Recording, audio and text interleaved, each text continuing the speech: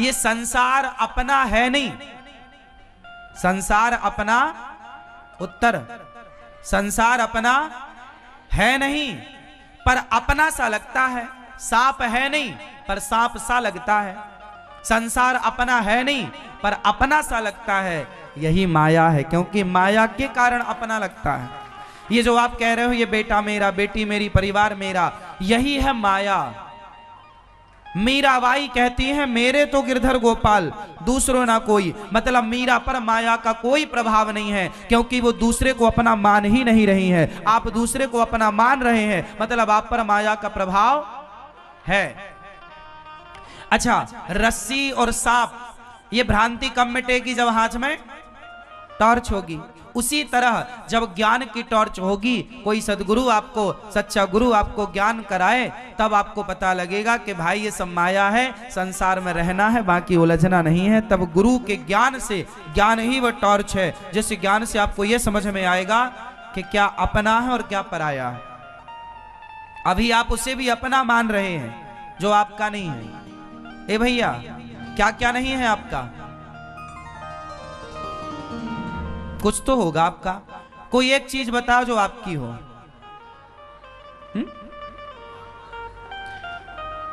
शादी हो गई आपकी? पत्नी किसकी है?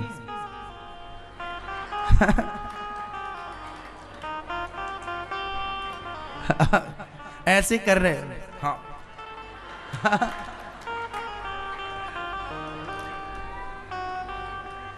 बच्चे हैं आपके?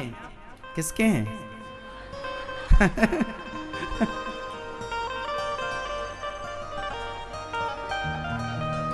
यही माया है। ये जानते हुए कि सब भगवान का है, फिर भी कह नहीं पा रहे हैं 100% कॉन्फिडेंस से। ये पूर्ण विश्वास से आप नहीं कह पा रहे हैं कि भगवान का है। ये पत्नी मेरी है, ये पुत्र मेरा है, ये माया है। क्या है ये? बॉडी, ये शरीर भी अपना नहीं है। 20 साल बाद, 10 साल बाद, 5 साल बाद, 50 साल बाद, 100 साल बाद हम में से कोई नहीं रहेगा। ना तो 100 साल पहले हम थे और ना 100 साल बाद रहेंगे। कहानी केवल 100 साल की है। इन्हीं समय में माया हम इतना घेर लेती है कि हम सब कुछ अपना मान बैठते हैं, जबकि अपना कौन? मेरे तो मैया। जा रही हो मेरी माँ? कहां जा रही हो? माया बुला रही है? जल्दी आना, टाटा कर लो। हाँ, सुनो। ममता, कबीरदास जी गा रहे हैं। ममता, ममता मतलब माया। ममता, ममता मतलब मोह। ममता तू न गई मेरे मन से, ममता तू न गई मेरे मन से। हमारे गुरुजी गाया करते थे ये गीत, और जब हम गुरुजी गाया करते थे, हम लोग आप लोगों की तरह यूं कथा सुनने के लिए बैठते थे और हमारे गुरुजी गाया करते थे। ममता, हमने गुरुजी से सीखा। ममता तू न गई मेरे मन से, ममता तू न गई मेरे मन। पाके केस जन्म के साथी, पाके केस, पाके मतलब पक गए बाल, जो जन्म से साथ में आए थे। पाके केस जन्म के साथी, लाज गई नैनन से, ममता तू न गई मेरे मन से, ममता तू न गई मेरे मन से, ममता तू न गई मेरे। अच्छे, तुलसीदास जी का लिखा हुआ पद है। तुलसीदास जी महाराज ने लिखा, तुलसीदास जी की कलम है ये, सोचो।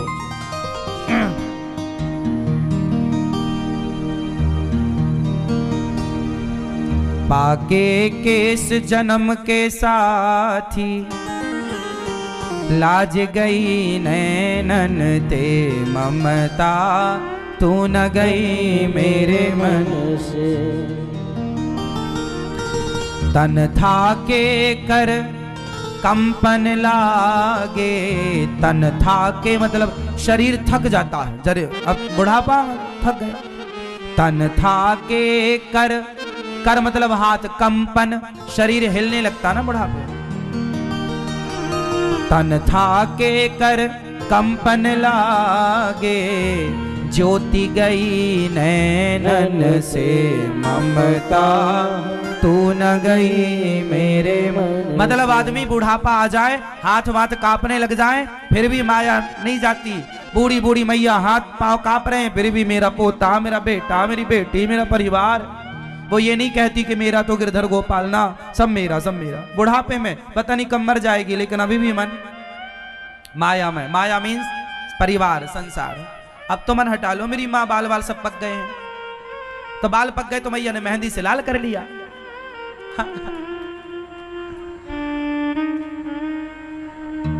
सरवन बचन ना सुनत काहू के, सरवन बचन ना सुनत काहू के, बल गए सब इंद्रन ते ममता। मतलब कान सरवन वचन न सुनत काहू के, मतलब कान अब किसी के वचनों को सुनने को तैयार, ना बाप की सुनता, ना माँ की, ना गुरु की, ना सत्संग सुनता, ना संतों की सुनता। और शरीर में वो कहावत सुनी होगी कि रस्सी जल गई, पर हाँ उसी तरह बूढ़ा आदमी ना हाथ पांव चलता नहीं, फिर भी गुस्सा, बूढ़ा है, खड़ा हुआ नहीं जा रहा, लाठी लिए है, लेकिन गुस्सा देखो। बूढ़ी बूढ़ी अम्मा बहू को ऐसा गुस्सा, बुढ़िया बिल्कुल लाठी लेके चलती है, लाठी लेके, लेकिन गुस्सा बिल्कुल नाक में धरा है। मरने की स्थिति आ गई, लेकिन अभी तक कंट्रोल नहीं है गुस्से पर, कंट्रोल नहीं है विषयों पर। इंद्रियां बिल्कुल खोली, खोले सांड की तरह खोल रखी हैं। अरे समय आते ही सबका निग्रह करना चाहिए, अर्थात समेटना चाहिए। वो कछुआ सुना होगा, कछुआ, कछुआ की कितनी चीजें बाहर होती हैं? फास्ट, कितनी चीजें बाहर होती हैं? हाँ,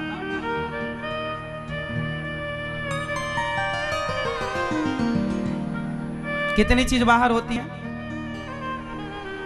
हाँ मैया, देखा है? कछुए की 5 चीजें बाहर होती हैं। आगे के 2 पांव, 2 हाथ मान लो, 2 पांव मान लो, एक मुंह। और जैसे ही उसे कोई खतरा लगता है तो 5 समेट लेता है। हाँ या ना?